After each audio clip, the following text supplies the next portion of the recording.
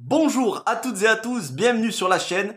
Ça me fait plaisir de vous retrouver parce que j'ai pas fait de vidéo depuis un bon moment. J'ai juste mis une ou deux vidéos que j'avais déjà prévues et quelques lives, mais c'est vrai que voilà, ces 10 derniers jours, j'ai pas trop fait de vidéos parce que j'avais pas envie, j'avais pas la forme pour faire des vidéos. Et il faut que ça reste un plaisir, faut pas se forcer. Donc c'est vrai que le rythme de une vidéo par jour auquel je vous ai habitué, c'est pas toujours évident à tenir. Mais là, je reviens et donc aujourd'hui, on va parler d'un film qui est sorti il y a quelques jours sur Amazon Prime.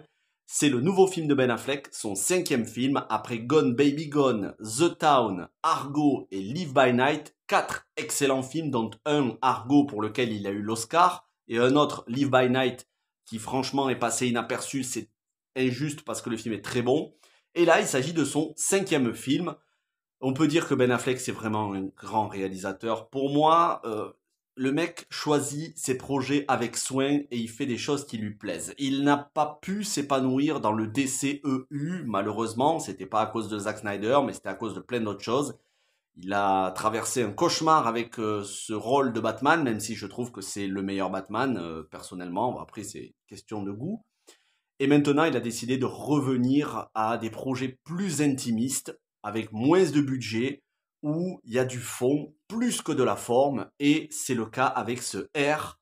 R pour Air Jordan, puisque il s'agit du biopic non pas de Michael Jordan, non pas de Nike, mais de la paire de chaussures, la Nike Air Jordan, la paire de baskets la plus connue de tous les temps, et une des plus chères aussi.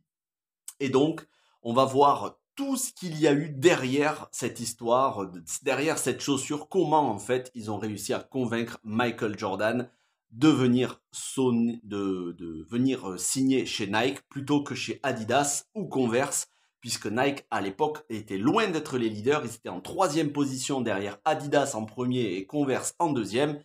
Et on sait maintenant, hein, Nike, c'est voilà, Nike, c'est l'hégémonie, c'est la domination écrasante et les concurrents, ils n'arrivent pas à dépasser.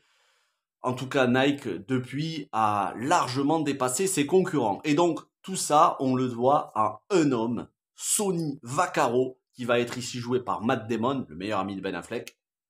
Et de toute façon, dès qu'il y a Matt Damon et Ben Affleck ensemble, c'est toujours excellent. Et donc Sonny Vaccaro, qui est toujours vivant et qui a été impliqué dans la production du film, dans l'élaboration du film, comme à peu près tout le monde, mis à part quelques-uns qui sont décédés depuis, mais il y en a beaucoup qui ont été consultés pour le film. D'ailleurs, voilà, on le dit à la fin du générique.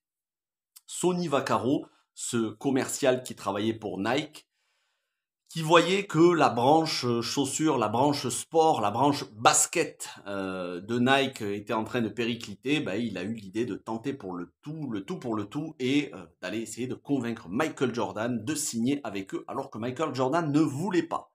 Et ça va être donc une success story où ils vont passer à travers plein de doutes, plein d'embûches, et c'est un film profondément dans les années 80. Alors, autant vous dire que si vous aimez le basket, là, vous allez être aux anges. Parce que langage technique de basket, moi j'ai été perdu. J'aime beaucoup le basket, mais j'ai été perdu. Mais ceux qui aiment le basket, vous allez être aux anges. Mais ceux qui aiment les années 80, vous allez vous régaler aussi, parce que l'action se déroule en 1984. Si je me souviens bien, c'est 1984.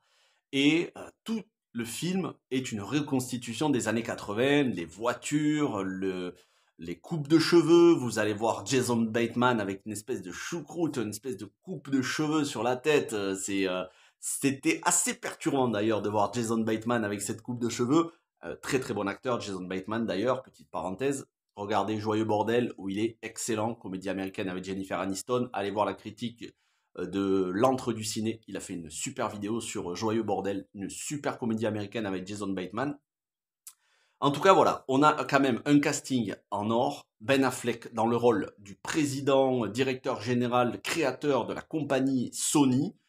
Matt Damon, qui est en fait un de ses meilleurs amis, mais en même temps son employé, Sonny Vaccaro, qui est en charge de la branche basket marketing chez Sony. Jason Bateman, et on a Viola Davis qui va faire la mère de Michael Jordan. Alors, ils ont pris le parti, et je trouve que c'est très intelligent de ne jamais montrer la tête de Michael Jordan, de ne jamais montrer un acteur, l'acteur, le jeune acteur qui joue Michael Jordan, puisque Michael Jordan à ce moment-là est jeune, c'est encore un adolescent. Et je trouve que c'est une excellente idée. J'ai lu l'interview de Ben Affleck où il disait qu'en fait, personne ne peut jouer Michael Jordan si ce n'est Michael Jordan lui-même. Et c'est vrai, même si on fait un biopic un jour de Michael Jordan, je suis pas sûr que, ou alors faudrait vraiment un acteur qui ressemble trait pour trait, mais Michael Jordan c'est tellement une icône mythique. Et puis il est cinématographique aussi, Michael Jordan, on l'a vu dans Space Jam avec les Looney Tunes. Donc Michael Jordan fait très très attention à son image. Donc faire un biopic, c'était pas une bonne idée. Un biopic de Michael Jordan, c'était pas une bonne idée. Mais toucher à la légende, essayer de comprendre comment la légende s'est construite, ça c'était une meilleure idée. Et donc on voit Michael Jordan à travers le regard de ses proches, à travers les conversations qu'ils vont avoir. Et c'est Michael Jordan qui a demandé à ce que ce soit Viola Davis qui joue sa mère. J'ai lu ça sur Allociné, il me semble. Je crois que c'est Allociné. C'est Michael Jordan qui a demandé à ce que Viola Davis joue sa mère. Alors, Viola Davis, c'est une excellente actrice, même si dernièrement, il y a certains films où je ne l'ai pas appréciée. Déjà, je l'aime pas en Amanda Waller et The Woman King, j'aime pas du tout. Mais malgré tout, c'est une excellente actrice. Il suffit de revoir Prisoners de Denis Villeneuve. Et elle joue, mais brillamment. Elle fait une mère pleinement impliquée, protectrice, et en même temps, elle sait, à l'époque, les joueurs, ils sont un peu considérés comme des objets marketing. Ils sont pas vraiment considérés à leur juste valeur. En gros, on leur dit, tiens, prends de l'argent et tais-toi. Et c'est Michael Jordan, à travers sa mère notamment, qui va négocier le contrat, qui va faire changer les choses, parce que c'est le premier athlète qui va demander un pourcentage sur les ventes des chaussures. Alors qu'avant, on leur faisait un chèque et on leur disait, tiens, voilà, déjà, sois content de faire un chèque. On les considérait comme des stars, mais comme des stars jetables quelque part. Et chez Sony, enfin chez Nike, Sony Vaccaro a eu le génie de remarquer le potentiel de Michael Jordan et de s'apercevoir que non, c'était pas un basketteur comme les autres. Et on va voir à travers des images d'archives un petit peu le parcours de Michael Jordan à travers l'histoire. Et à un moment donné, il y a une séquence, la séquence où ils sont tous là autour de la table, tous les pontes de chez Sony, toute l'équipe autour, justement autour du marketing pour essayer de convaincre Michael Jordan.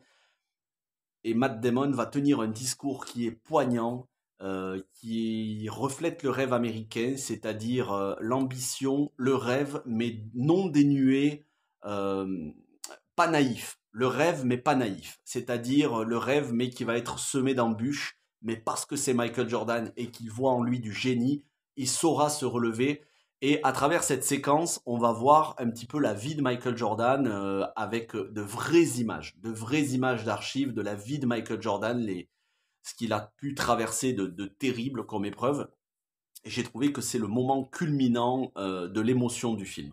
Après, je vais pas tout vous spoiler non plus, c'est une critique sans spoilers. Là, ce que je vous dis, c'est peut-être 5% du film. Et encore, ce qu'il faut retenir, c'est que les années 80 sont extrêmement bien retranscrites, que ce soit les voitures, que ce soit la nourriture, que ce soit le travail au bureau, les open space, la manière dont ils étaient habillés, les fringues, que ce soit des femmes, les secrétaires, que ce soit les mecs, le mode de vie aussi. Les mecs, ils étaient presque en train de dormir dans leur voiture pour aller au taf, en fait. Ils vivaient pour le travail, mais aussi la passion de leur boulot.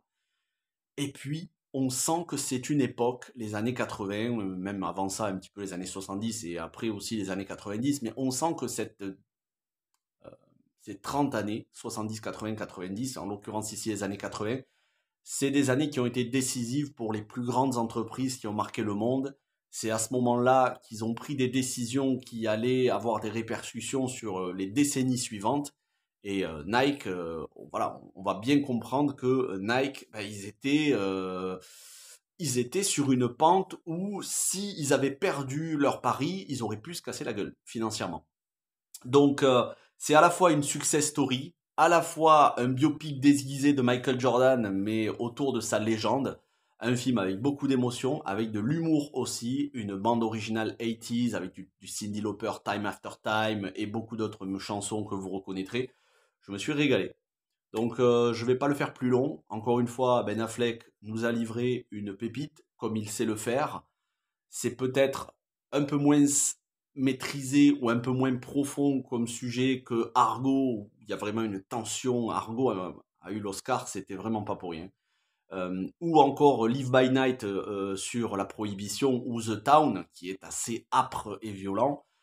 C'est peut-être un peu moins maîtrisé, mais malgré tout, ça reste un très très bon film. Et si vous êtes amateur de basket, alors là, je peux vous dire que vous allez vous régaler. En tout cas, ça fait partie de ces biopics intelligents qui ne sont pas académiques. C'est-à-dire, c'est pas un biopic scolaire avec où on suit Michael Jordan du début jusqu'à la fin.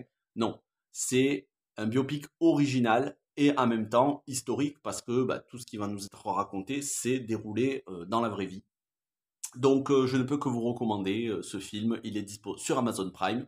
Merci d'avoir regardé cette vidéo, si vous l'avez appréciée, n'hésitez pas à mettre un pouce bleu, à vous abonner, à partager les vidéos. En ce moment, c'est vrai que c'est pas la grande forme sur la chaîne, que ce soit moi ou que ce soit la censure YouTube. J'ai des vidéos qui sont démonétisées parce que YouTube, ils sont un peu trop frileux sur certains thèmes.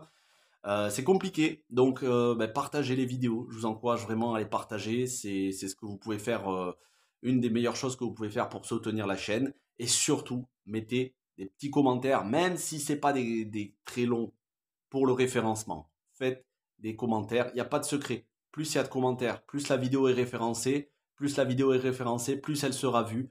Donc, même si c'est un petit merci ou un petit bonjour, c'est un commentaire et ça permet un référencement. Je compte sur vous. Merci à toutes et à tous. Passez une bonne semaine et on se retrouve très très vite pour d'autres critiques de films et de séries. Portez-vous bien. Ciao tout le monde.